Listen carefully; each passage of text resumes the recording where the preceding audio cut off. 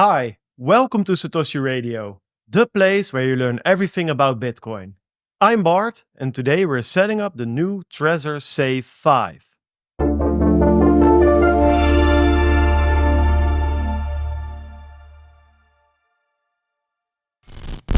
A few weeks back, I was invited by Trezor to visit Prague. There, the new Trezor Safe 5 was announced. It's basically an improved version of the Trezor Safe 3, a larger touchscreen, haptic feedback, and a micro SD card slot. Sounds good, but with a price tag of €170, the Safe 5 is €90 more expensive than the Safe 3. The big question is, are the new features worth that price difference? I will tell you about that today. Additionally, we will do a complete unboxing and setup. The Safe 5 isn't the only thing that got an upgrade. The Trezor Suite software and the recovery seed itself have also been upgraded. For instance, Trezor now uses a 20-word seed. What advantages does it have compared to a 12-word seed?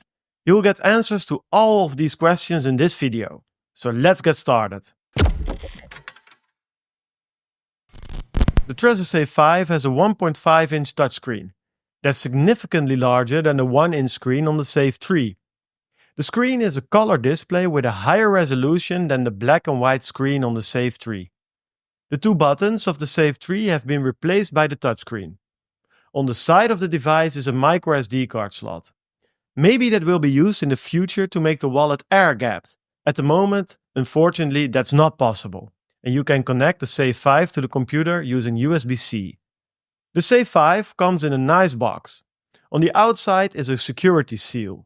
Make sure that this is still intact when you receive the Trezor. This way you know that the box hasn't been opened. After removing the seal, we can open the box. Inside, we see the Get Started guide, a USB-C cable, and finally, the Trezor Safe 5. The Safe 5 is a really sleek device. It looks a bit nicer than the Safe 3 and also feels more robust. The back is nicely finished with sort of a brushed aluminium look. On the side, as mentioned earlier, we see the SD card slot. At the bottom, we find a second security seal. This is placed over the USB-C port. Check carefully that it's still there. If the sticker is damaged, contact Trezor. To connect the Trezor, we remove the sticker. To begin, we need to download the Trezor Suite software. You can do this on Trezor's official website, which you can see right here. After the software is installed, we can get started, so let's grab our laptop. We open the Trezor Suite software we just installed. We're greeted with a welcome screen. The message is clear, we need to connect the Trezor Safe 5 to the computer. We do this by plugging the USB-C cable into the Trezor and into the computer. In the next screen, we need to click on the Yes, Set Up My Trezor button. This screen looks a bit different for us than it will for you because we have already installed the firmware on the Trezor. In the next screen, we see that the firmware is indeed already installed. We have the universal firmware. If all is well, you should see a button with Install Firmware. You can choose between the Bitcoin only or the universal firmware. After you made a choice, you can click on Continue. The next step is a device integrity check.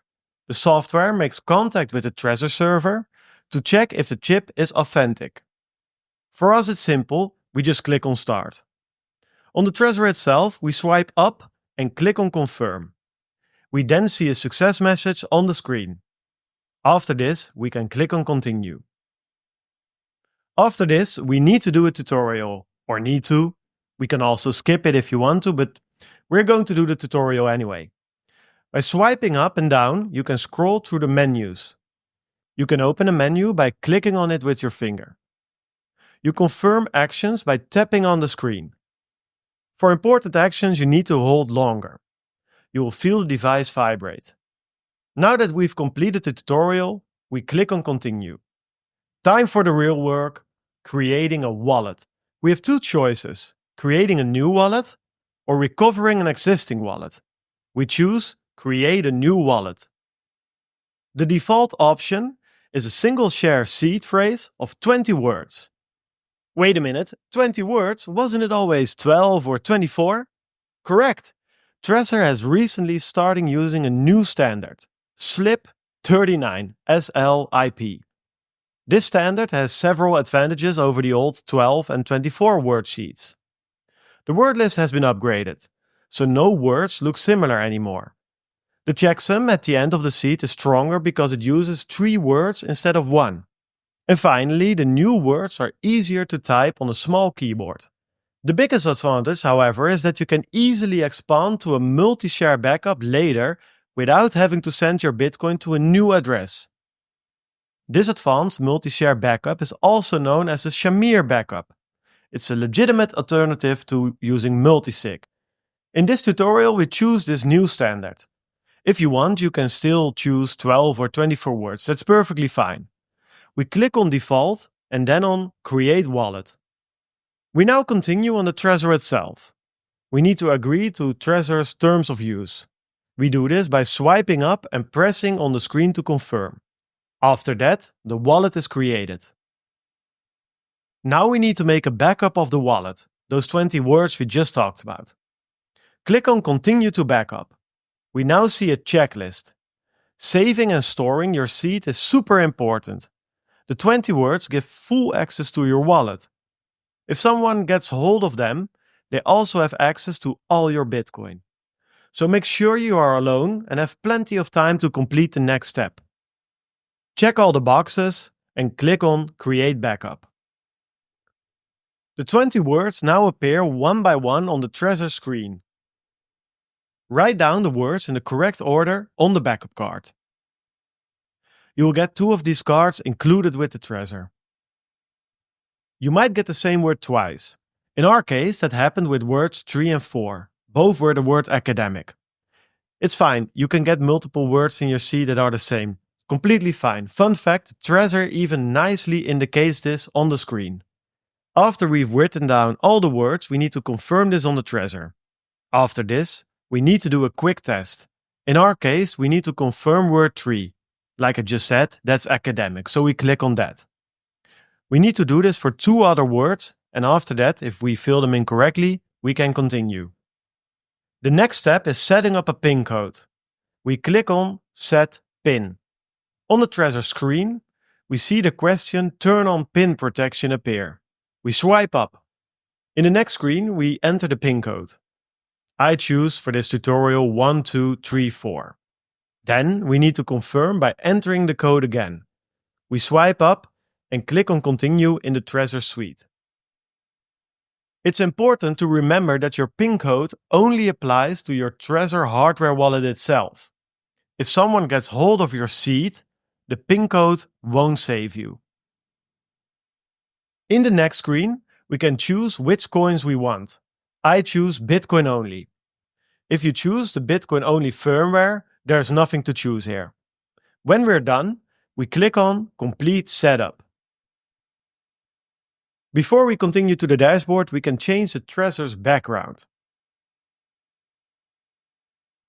We can also adjust the Trezor's name here. I choose Bart's Trezor. When we're ready, we click on the Access Suite button. Welcome, we've arrived in the Trezor suite. This is the command center of your Bitcoin wallet. The menu is on the left side. There you can see which Trezor is connected and switch between different tabs. At the bottom you see the Bitcoin wallet. The screen we're looking at now is the dashboard.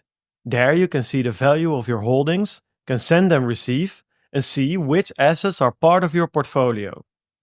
Let's try to receive some Bitcoin. To do that, we click on the green Receive button.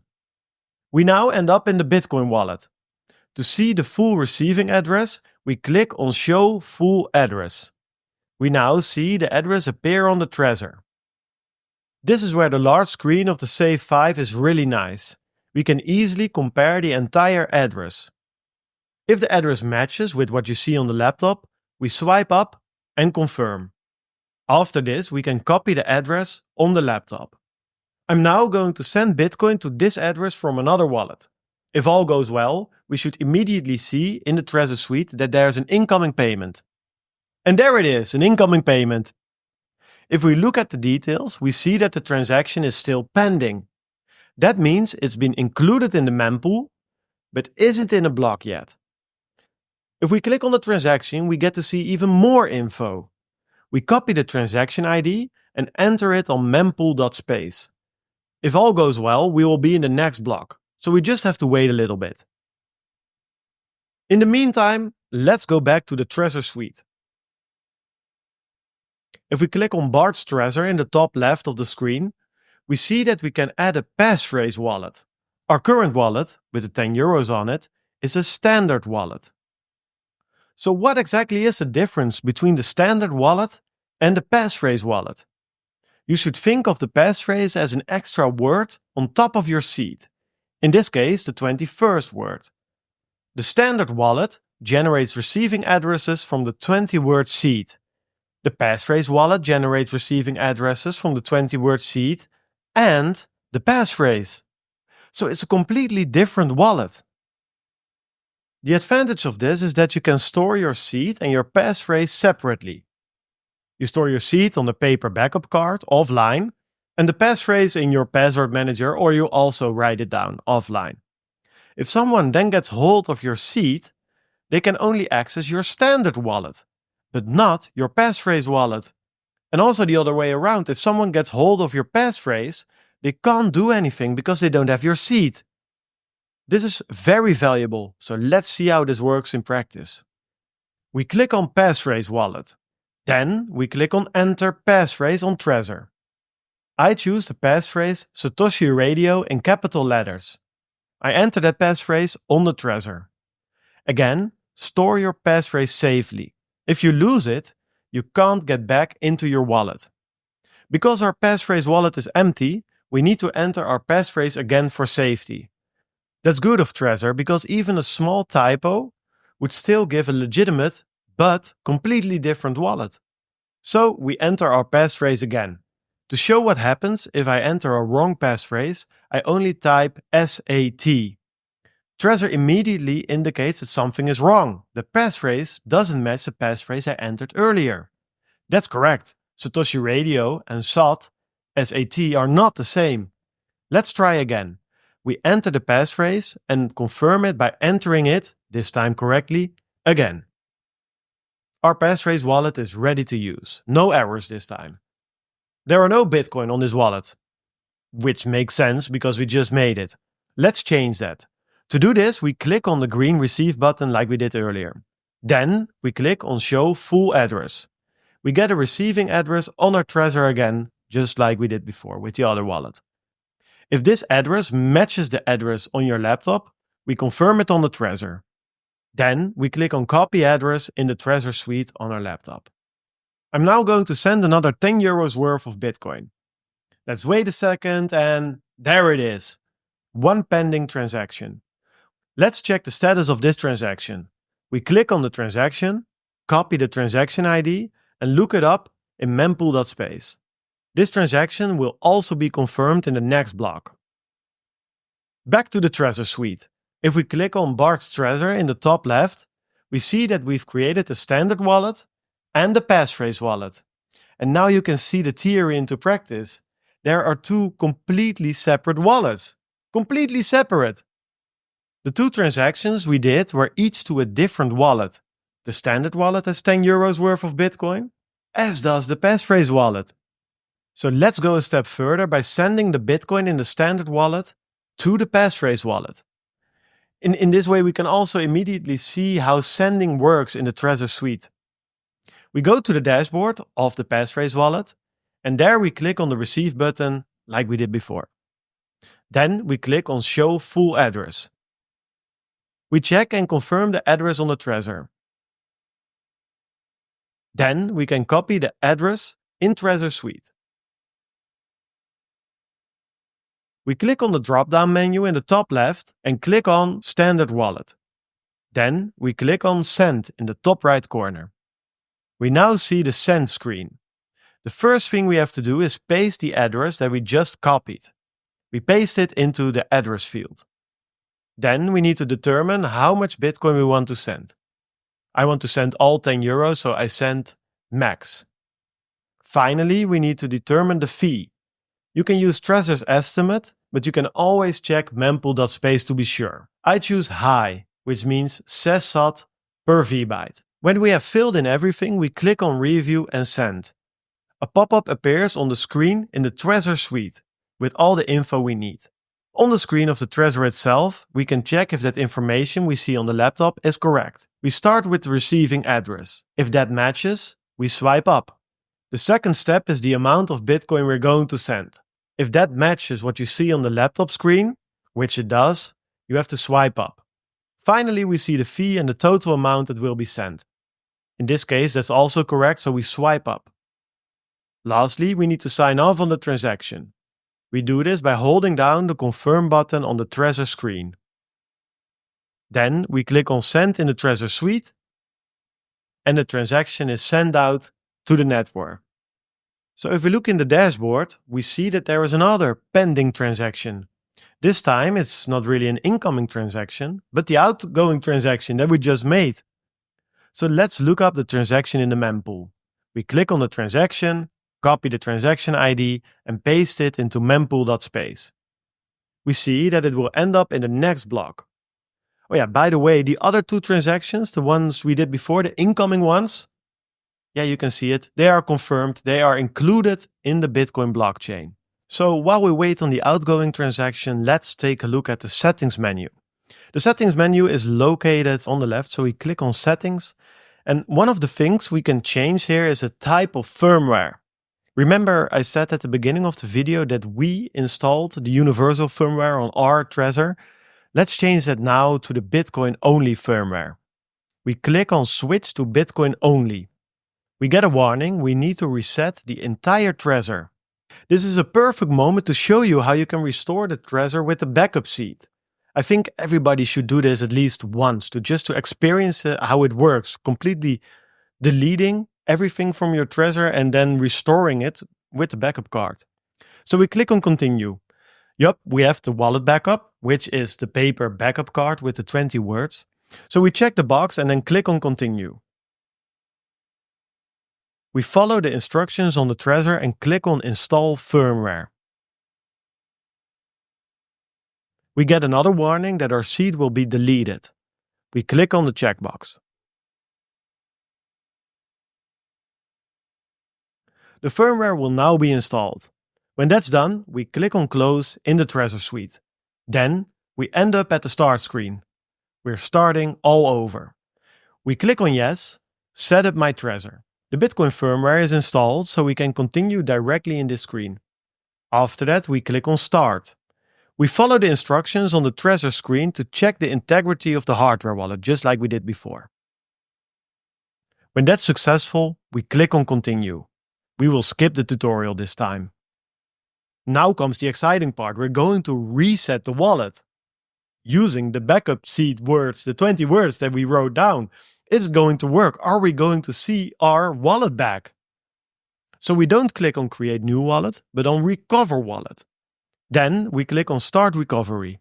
The process now continues on the Trezor Safe itself. We need to agree to the terms of use. After that, we need to choose how many words our backup seed consists of. In our case, 20 words. The passphrase doesn't count, so it's not 21 words, it's 20 words. We now need to enter the 20 words on our Trezor, so we get our backup card with the 20 words and get started. The first word is extra. We enter that on the Trezor. Fun fact, the Trezor already knows which word it is by the fourth letter and will select the word for you. The other letters, after the fourth, are basically for show. So we click on the word in the top right. We enter the other 19 words the same way. The 20th and last word is fishing. After we've entered that, we go back to the Trezor suite. We swipe up on the Trezor and click on Continue in the suite on the laptop. The next step is setting up the PIN code. Remember I said that your PIN had nothing to do with your seed? I will show you that now by using a different PIN, namely 1235 instead of 1234. After we've confirmed the PIN, we can continue by clicking on, you guessed it, Continue. We now arrive in the coin menu. Not much to see, and that was exactly the intention of installing the Bitcoin-only firmware. So we click on Complete Setup. Before we go into the suite, I will quickly change the name of the Trezor again. Then we click on Access Suite. We're now in the dashboard of the standard wallet. If we scroll down, we see the 2 transactions we did. One incoming that is confirmed, and one outgoing transaction that is still waiting for confirmation. Okay, we have the standard wallet, but let's see if we can also get into the passphrase wallet. We click on the drop-down in the top left, then on passphrase wallet, and then enter the passphrase on our Trezor. We enter the passphrase Satoshi Radio in capital letters.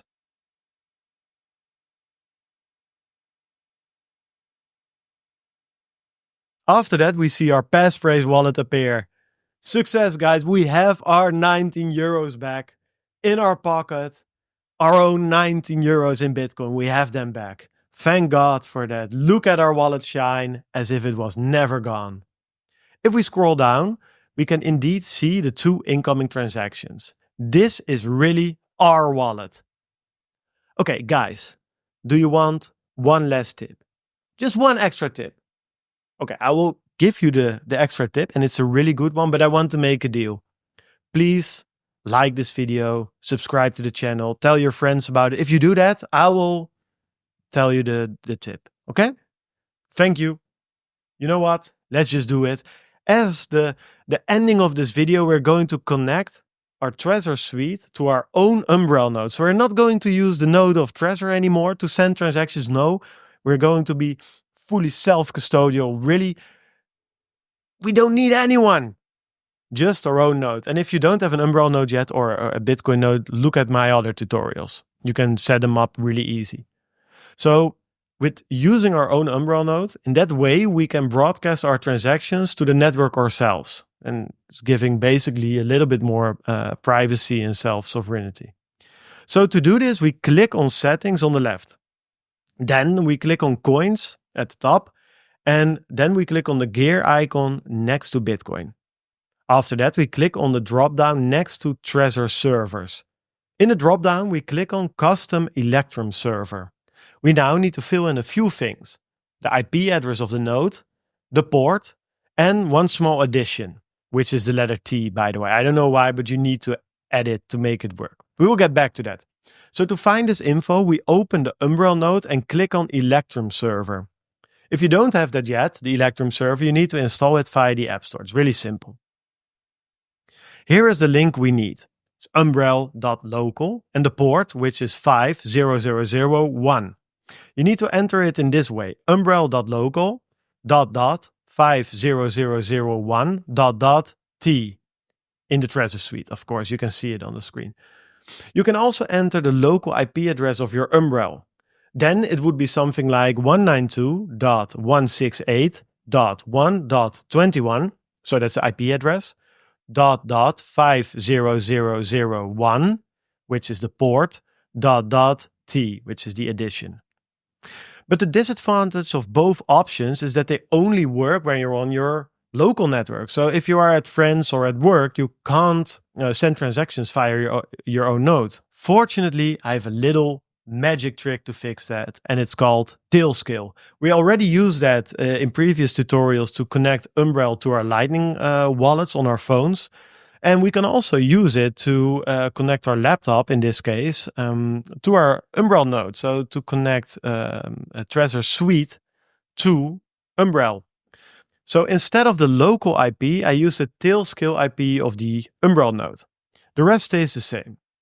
So I enter 100.93.2.40, which is the IP address of the Tailscale IP address. ... 50001, the port stays the same. ... T, that's the addition, also stays the same. So to see if this connection works, I click on the drop-down at Connection Info. The last block is 857606. And when I look at mempool.space, I indeed see that it's correct, that's the last block. The connection works. Great, we connected Trezor Suite to our own node. That's pretty sweet. Trezor Suite, pretty sweet. To save it, we have to click on confirm. So to really make sure that all the settings are correct, I'm going to send the transaction. I won't guide you through that whole process again. So the same as with the other transactions that we did. So when I filled in everything, I confirm on the Trezor, just like we did before, and click on send in the Trezor Suite. When I look up the transaction ID in mempool.space, we indeed see that the transaction is in the mempool. Guys, do you understand what this means? We've broadcasted a transaction to the Bitcoin network, the real Bitcoin network, outside of our own little homes, using our own node and our own hardware wallet. Yeah, this is the essence of Bitcoin. This is what makes Bitcoin cool, that you can connect to a global financial network using just stuff you can install on your laptop. You don't have to ask anyone for permission. We just send the transaction and the miners will mine it. It's great. I'm still, after all these years, I'm still getting hyped about it. So what started as a review of the Trezor Safe 5 ended up in the depths of the passphrases and the Electrum servers. I mean, guys, that's how it always goes. And let's be honest, that's also the most fun, right? I mean, yeah, we can talk about how nice it looks and how nice it feels and that it has a touchscreen instead of buttons. But when you test something, you really have to test it. And with Bitcoin, it means sending transactions, restoring seed phrases, adding passphrases. That's testing and reviewing a wallet. And we certainly did that with the Trezor Safe 5 today. So first, the positives. I think the Trezor Safe 5 is a super sleek hardware wallet. It looks beautiful and it also feels super solid in your hands. The large clear color screen is also really a nice addition. All data easily fits on the screen, and that's especially handy when verifying addresses, for instance, or backing up seed phrases. The touchscreen also really works well, and the haptic feedback, the vibration that you feel, is useful to know when an action has been really executed. Also, the micro SD port is a bit of a placeholder for now, but I mean, it is there, so hopefully with a firmware upgrade, it will be used for air gapping the wallet in the future. Then there's the Trezor Suite, the software that we use on the laptop. And I think it's a really, really nice wallet. It's understandable for beginners, but it has plenty of options for experts as well. You can use Tor, you can connect your own node. You have many options when sending transactions. And also the new 20-word seed has grown on me. I mean, we have 12, 24, but the 20-word seed with the included Shamir backup, or the possibility to use Shamir in the secret. So to start with a single seed backup and to go to a multi-seed backup. That's great. That's something that multi-sig doesn't offer, and I think it's pretty cool. There's only one downside to this wallet, and that's the little brother, the Trezor Safe Free. It's a super good hardware wallet and it's 19 euros cheaper. I mean, the touchscreen is very cool on the Trezor Safe 5, but I'm not sure if it's worth the price difference. Additionally, I wonder if the touchscreen will stand the test of time better than the buttons on the Safe 3. But I can't make any statements about it. I do, however, like the bigger screen. I mean, it's really, really nice to see an address, if you're sending or receiving, in its complete form on the screen. It makes it really easy to check if you're really sending something to the right address. Either way, if you're looking for a good hardware wallet that comes with good software, you're in good hands with Trezor. I mean, it's as simple as that.